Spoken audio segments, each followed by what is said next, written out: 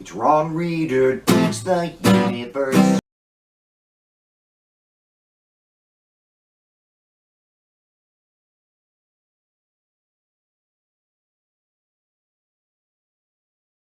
I'm Ron Reader, and this is Ron Reader Digs the Universe. And tonight, online mob wants Frisco killer's head.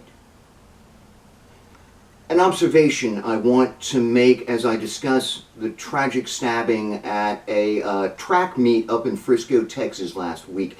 Recall how virtually all of white America immediately, before any of the evidence was out there, before any reasonable conclusion could possibly be made, assumed that O.J. Simpson was guilty of killing Nicole Brown Simpson and Ron Goldman. All that white America had to go on was a grisly double murder and O.J. freaking out on his slow Bronco chase, and that was it. But it was enough to make the Heisman Trophy winner and TV star guilty to white America immediately.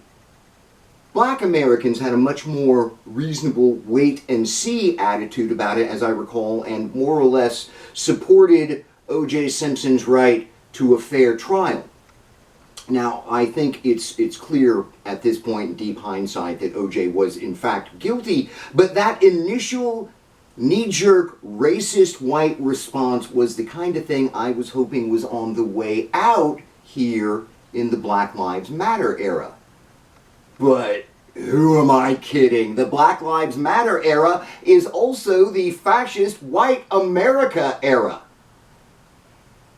Last week, at a track meet up in Frisco, Texas, 17-year-old Carmelo Anthony, who is black, stabbed to death 17-year-old Hunter Metcalf, who is white. Anthony had apparently ducked into the wrong school's tent at this track meet in order to get out of the rain. Metcalf and his brother believed this to be an intrusion or something, and they moved to kick out Anthony. Words were exchanged, and finally Metcalf grabbed Anthony, attempting to physically remove him, and that's when Anthony pulled out his knife and stabbed him.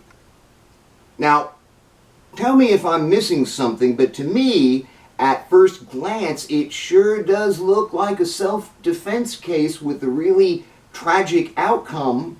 I mean, even more so if you apply the dubious stand your ground principle, which as of late seems to be the go-to legal method for white people killing black people and leftists. But I don't know how well that will work in Texas, where I don't believe we have the stand your ground principle encoded in law, and I don't know how well it would work in any case for a black kid in Texas. And I say that because of a particularly disturbing experience I had on that Baytown gossip page that I follow on Facebook. As with the O.J. reaction 30 years ago, the vast majority of white people commenting and posting were absolutely convinced of Anthony's guilt and were throwing as many pieces of irrelevant racist bullshit that they could just to see what would stick, up to and including the obligatory social media thug pictures, just to let us all know what kind of racist stereotype all these white people think Anthony is. I mean, I even got into an argument with a woman about whether his knife blade was longer or shorter than 5.5 inches, which nobody even knows at this point because that hasn't been released to the public yet. Crazy, foul, racist shit, just like 30 years ago with O.J., which reminds me, the black commenters and posters on this Facebook gossip page, they all took a very reasonable wait-and-see attitude, just like with O.J.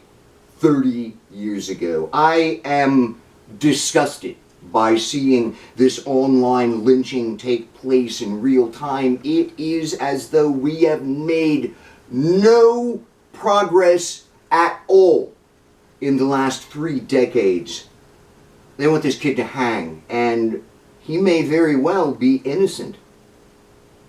Obviously, we have much, much, much more work to do. I'm Ron Reeder, and this has been Ron Reeder Digs the Universe. Join me, Ron Reeder, again next week for another episode of Ron Reeder Digs the Universe.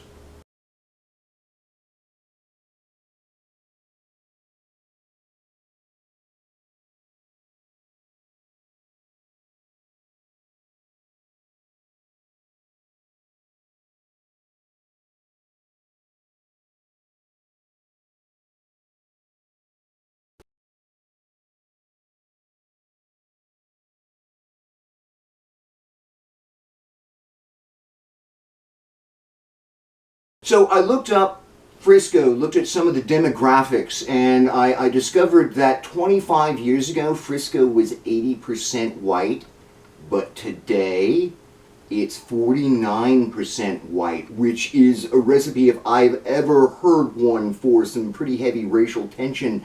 And I would not be surprised at all to find out that Metcalf and his brother tried to kick out Anthony simply because he was black.